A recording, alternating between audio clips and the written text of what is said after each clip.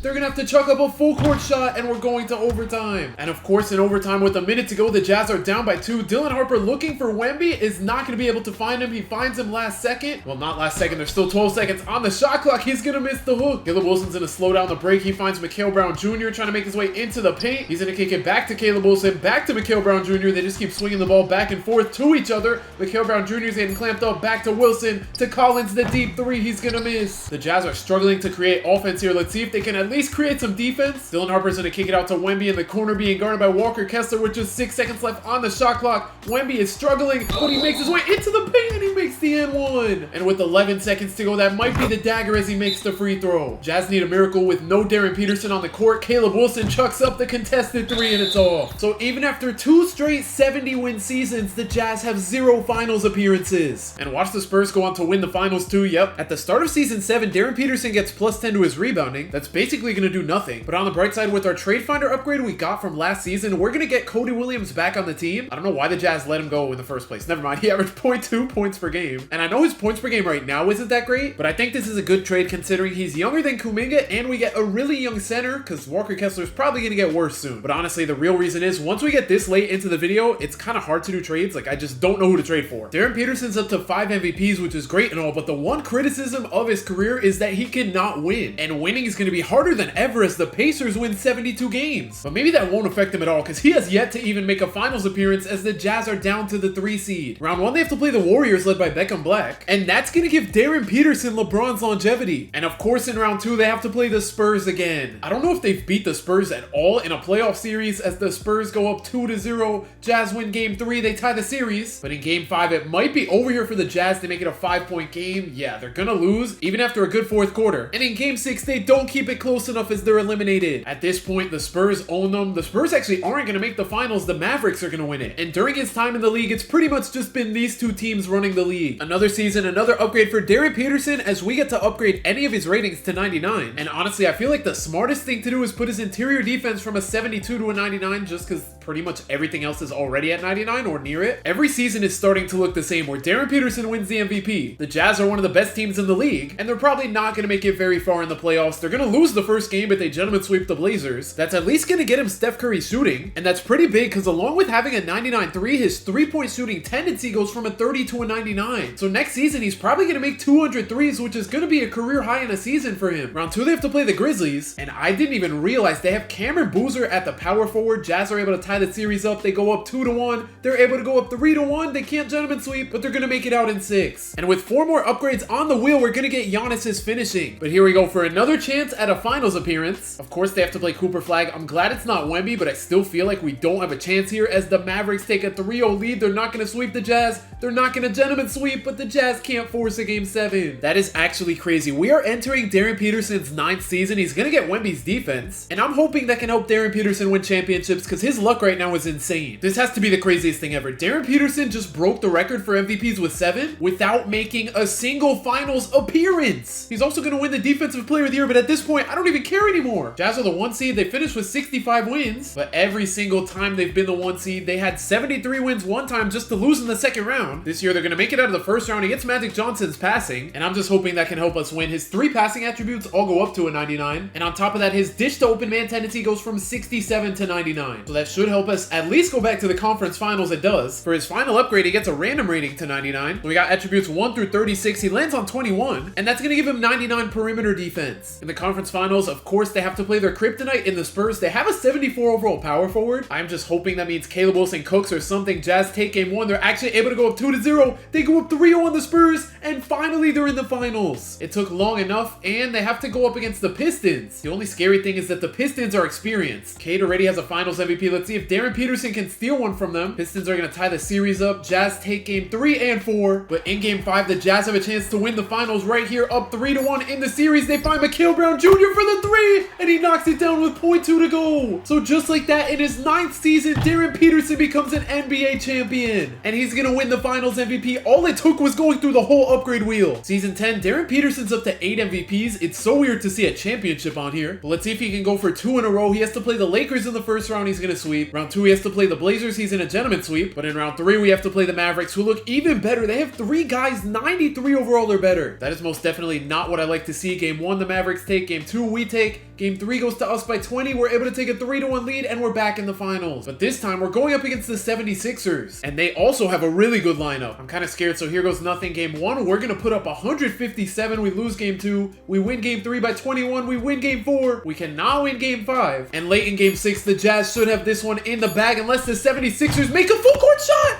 What? They're gonna make it. We're going to overtime. And I didn't turn on my face cam at first because I thought this game was over. Sixers are up by 2 with 2 minutes to go in overtime. VJ Edgecombe uses the screen. He's gonna take the pull-up jumper, and it's good. So the Jazz could potentially sell here and let the Sixers force a game 7. Darryn Peterson finds Mikal Brown Jr. He's gonna miss, and they're gonna miss the putback. I don't know what the Jazz are cooking. Ratliff's gonna take the deep hook, and he puts the Sixers up 6. They need to score here, or else they're gonna have to pull off a near impossible comeback. Darryn Peterson finds Mikal Brown Jr. and his shot's good. That is a big shot to keep them alive. Lewis on the drive gets past Mikal Brown Jr. and he puts the Sixers up 5. The Jazz need to start getting stops here. Their offense has looked pretty good, but I can't say the same for their defense. They're going to go back to Mikal Brown Jr., but this time he misses. The Jazz are in trouble now. Salon on the break is going to throw a turnover. I don't know what kind of pass that was. Spears Jr. leading the break. The snatchback. He's going to throw it to Caleb Wilson. The layup over VJ Edgecombe's good. It's almost like the 76ers want to lose this game. They're going to pull the 3 from deep. What are they doing? The Jazz might be able to actually close this one out in game 6. Darryn Peterson is going to get the ball back from Caleb Wilson. The Euro step layup. He finds Mikal Brown Jr. He is cooking. But with a 2-second difference between the game clock and the shot clock, the Sixers might get the last shot here. Here we go. They're going to come set a screen for the guard. Lewis is going to pull. Oh, never mind. He passes out of the 3 to Ratliff, the contested mid-range. He's going to miss. Darryn Peterson has to chuck up the shot. I don't even know if that counted. We're going to double OT. And in one of the craziest finals games I have ever seen, the Jazz are going to make it out to make Darryn Peterson a two-time champion. And he's one step closer to becoming the GOAT as he wins his second finals MVP. And he's going to follow that up by winning regular season MVP number 9. I'm kind of surprised his points per game dropped all the way down low to 24, but as long as he's winning awards, I'll take it. The Jazz are not the best team in the West, though the Mavericks are. So let's see if we can meet with them in the conference finals. We're going to gentlemen sweep in round 1. Round 2, we're facing a 6 seed. Okay, we just won at 7. And now we have to face the Mavericks again. They went from having a 93 overall shooting guard to an 80 overall. I am hoping that means we can beat them. We are the 2 seed. They are the 1 seed. They're going to go up 2-1 on us, but we tie the series up. But in a big game 5, this one is all Mavericks as they're going to take a 3-2 lead. And yeah, in game 6, this one is wraps. The Jazz are not able to three-peat. So Darryn Peterson is lagging behind Wemby with 4 championships, Cooper Flag with 3, and then he's tied with Cade with 2. On the bright side, Darryn Peterson's already up to 10 MVPs in 12 seasons. But I mean, we don't care about awards at this point. The Jazz are going to win 65 games. In round 1, we have to play the Spurs, who somehow fell off to a play-in team. That's kind of weird because their roster looks pretty much the same. Okay, we're going to make it out in 6. That did scare me a little. Round 2 against the Kings, we're going to sweep, and the Mavericks didn't even make it out of the first round. I'm just going to sim. We're going to make the finals, and we have a rematch against the 76ers. We are the higher seed, so let's see if Darryn Peterson can go for his 3rd ring. The 76ers steal the first 2 games. We tie it up though, but in game 5, the Jazz had a rough 3rd quarter. They're going to go down 3-2. And yeah, this series is over. The Jazz got blown out in game 6. I think that's Darryn Peterson's first finals loss. Another season, another Darryn Peterson MVP. The Jazz win 63 games, but the Mavericks are right behind them. Round 1 against the Suns. Okay, we're going to make it out in 6. We have to play the Spurs, who are up to the 5 seed now. Also, the Mavericks lost in the first round. They might be frauds, but then again, we are frauds too. We're going to sweep the Spurs. We're going up against a 7 seed. I'm just going to sim it,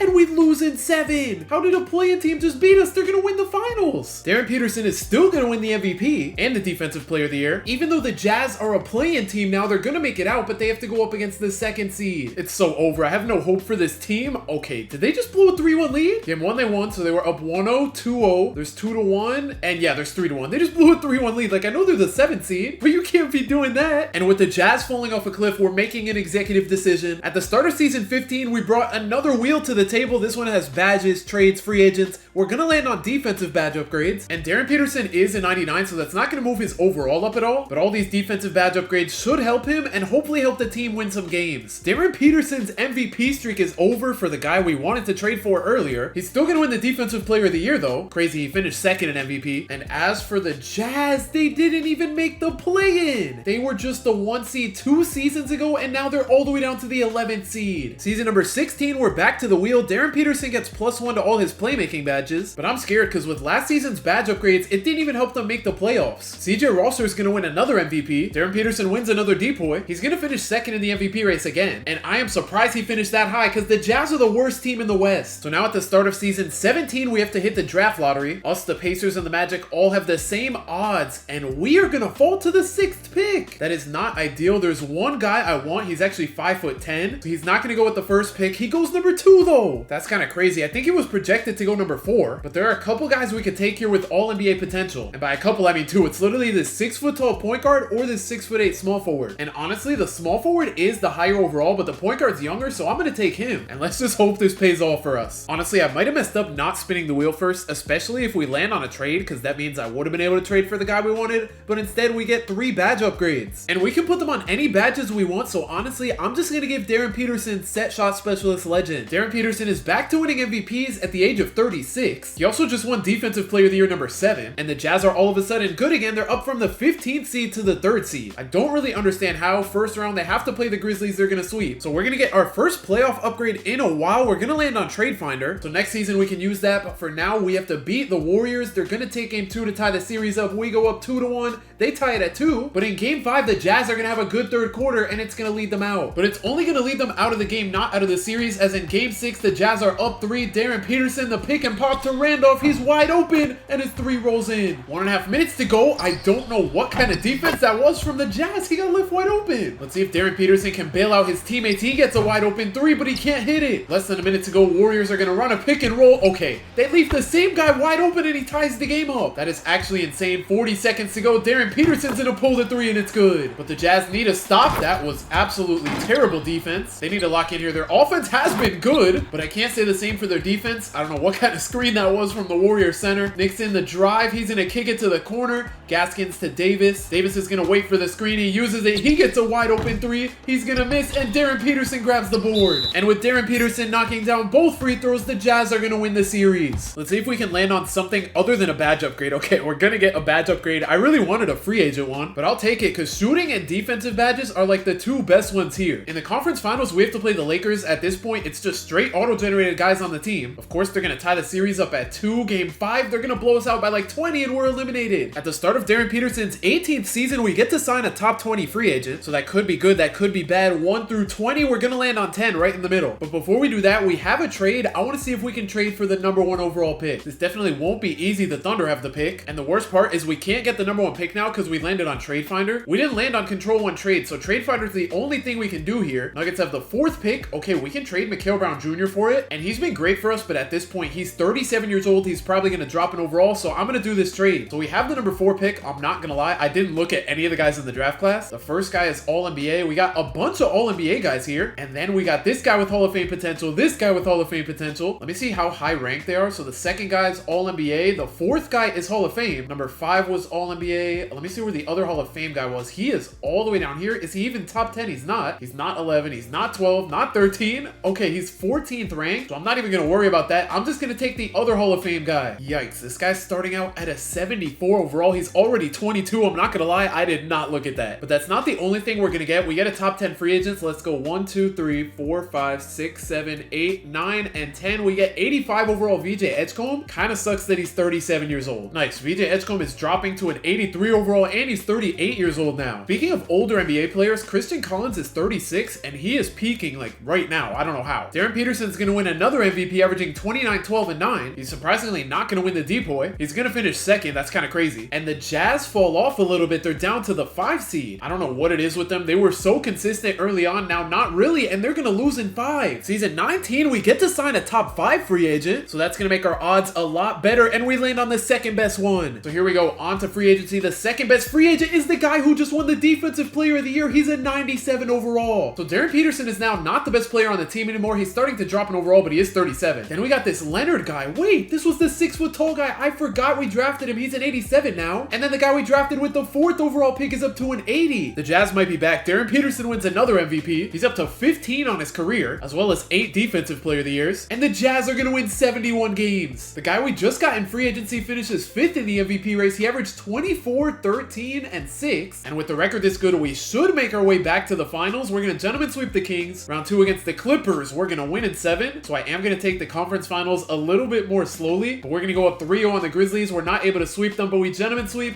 And in the finals, we have to go up against the Cavs. It's not even worth looking at the roster. I just checked. They have straight auto-generated guys. And that free agent upgrade on the wheel is going to come in so clutch for the Jazz, as they're going to sweep the Cavs and make Darryn Peterson a 3-time champion. He's going to win finals MVP number 3, and I'm surprised it took this long. I want to say it's been 9 years since he won his last championship. And we went through the playoffs so fast, I forgot to give him upgrades. So for his first upgrade, he gets +1 to his rebounding badges. Second upgrade, it's going to be +1 to his finishing. For making it out of the conference finals, he gets any rating to 99. And then for his final upgrade, we get a top 10 free agent. And when it comes to putting any rating to 99, I'm going to give Darryn Peterson a 99.3 again. Back to the random number generator for our top 10 free agent. Okay, we're going to get number 2. I promise I clicked it. But before we do that, we get another spin. At the start of season 20, we get to control a trade. Let me take a look at the guys in the draft to see if it's worth trading up for a pick. There's only one guy with Hall of Fame potential. He's projected to go number 4, and he's 18 years old. But the best pick we can trade to is number 7, so I'm going to see if he drops there. He's not going to go pick number 1. He doesn't go pick 2 or 3. He doesn't go 4. So let me just see if he falls to 7. He's not going to go 5. This is actually really good. He's not going to go 6. So we're going to call up the Pacers for pick number 7. We have 2 potential options. This guy played 31 minutes a game for us last year. This guy only played 18. He came off the bench. So we're going to go ahead and do this trade. And just like that, we're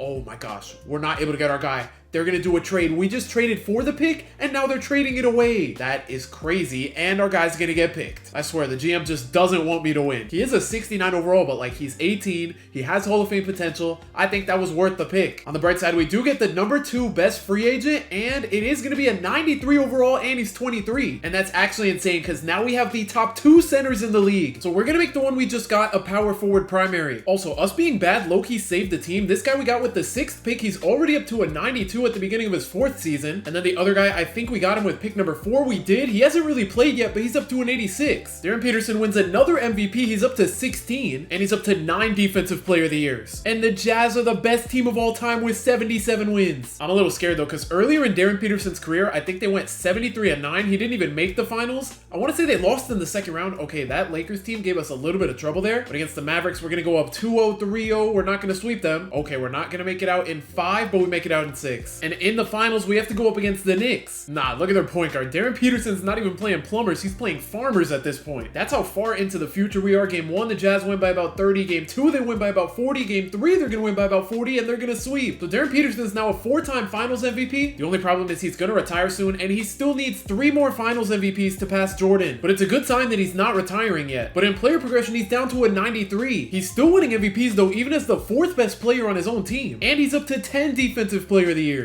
The Jazz win 73 games this season. I feel like they should easily make their way back to the finals. They're going to gentleman sweep in the first round, sweep in the second. In the conference finals, I am going to take it game by game just in case. The Mavericks take game 2 and 3 to go up 2-1. Jazz tie it up. And I can't believe it. Even though they won 73 games on the season, they're going to go down 3-2, not even in the finals, in the conference finals. But in game 6, the Jazz are up by 3 and they're 2 minutes away from forcing a game 7. Hillier, the drive, he's getting stopped. This guy's playing really good defense. He's not going to foul. And now with 5 seconds to go, they're going to run a pick and roll. He gets a wide open mid-range from it, but it's all. Darryn Peterson is not in the game. Hopefully they can win without him. Cage is going to find Chambers with 5 seconds to go. This offense has been doing nothing this whole possession. Okay, now they're going to pull a deep contested 3. I don't know what that play was. Person on the break finds Hillier wide open in the corner, and he ties the game up. This is not great. Now we have Chambers running our point guard, even though he's our power forward. I don't know what's going on. Cage coming off the screen. Bro, we have like 3 or 4 centers in the game right now. Cage is going to kick it to Chambers. Chambers to Peterson. To Leonard, left open for 3, and it's good. Also, I just realized we have 2 Petersons on the team. One of them is guarding the point guard right now. This lineup that the Jazz have in is crazy. The Mavericks get an open mid-range, but they miss it. Leonard's going to make his first free throw, miss his second. That actually allows Darryn Peterson to sub into the game. And now with just 12 seconds to go, the Mavericks get an open 3, and it's all. So the Jazz are able to force a game 7, mainly thanks to Vincent and Darryn Peterson. And in that game 7, the Jazz are going to win by about 10. Low-key, they almost won by 20. As Darryn Peterson leads the way with a triple-double, he filled up the stat sheet. So now in the finals, we have to face the Cavs. We beat them 2 seasons ago, so that's a good sign. And history is going to repeat itself as the Jazz win in 5, making Darryn Peterson a 5-time champion. And that's 3 finals MVPs in a row for him as the Jazz complete the 3-peat. Player progression sees Darryn Peterson dropping to a 91 at the beginning of season number 22, and he's still going to win another MVP. What's that? I think 17? 18 MVPs in 22 seasons. His Defensive Player of the Year streak is over, and the Jazz win 76 games. We just had 3 players on the All-NBA first team, and a player on the 3rd team. So that means we should easily win another ring. I mean, hopefully. We're going to beat the Kings in 5. Against the Rockets, we're going to sweep them. In the conference finals, we are playing a 6 seed. They're going to win the first game against us, but we're able to win games 2, 3, and 4. We can't make it out in 5 or 6. Okay, that's not good. And game 7 was back and forth all game until the 4th quarter. The Jazz locked in. Shout out Darryn Peterson. He is still hooping at what age? 41. We had 3 guys drop 30. The only problem is Darryn Peterson needs 7 finals MVPs. He's not even going to win the Western Conference Finals MVP. We have to go up against the Knicks in the finals. We swept them 2 years ago, but this season a gentleman sweep will do as Darryn Peterson becomes a 6-time champion. And he's actually going to win the finals MVP. You love to see it. I did not expect that. Oh yeah, he deserved that. In game 5, he put up 41, 12, and 5. And in the series, he put up 27, 10, and 10. So now at the age of 41, all he needs is 1 finals MVP to become the GOAT. But it's not going to be easy. Player progression has him down to an 89. Okay, Darryn Peterson is somehow still winning MVPs, averaging 23, 7, and 8. He's going to win his 19th MVP at the age of 42. And the Jazz win 74 games. Round 1, we have to play the Warriors. We're going to sweep them. Round 2 against the Lakers, we also sweep. In the conference finals, I am going to take it game by game just in case. We are going to lose games 1 and 3. Okay, the Mavericks just went up 3-1 on us, and they're going to beat us in 5. But Darryn Peterson is still going strong. In player progression, he's down to an 86. He's almost not the best Peterson on the team. And Darryn Peterson just won his 20th MVP, averaging 27, 7, and 9. The Jazz won 74 games. I want to say that's how many they won last season. And with Darryn Peterson sitting at 6 finals MVPs, he only needs 1 more to pass Jordan. He is so close. Let's see if they can do it this year. They're gonna sweep the Jazz. Round 2 against the Warriors. Okay, they're gonna win in 6. That was a little scary though. Against the Grizzlies, we take game 1. Game 2, we're gonna lose. Game 3, we win. That's big, but we can't go up 3-1. Luckily, we are gonna go up 3-2 though. And in game 6, the Jazz locked in that first and third quarter to make it back to the finals. Once again, Darryn Peterson doesn't win the Western Conference Finals MVP. We have to go up against the Heat, but with them sitting at the 4 seed, I feel pretty confident about this. The Jazz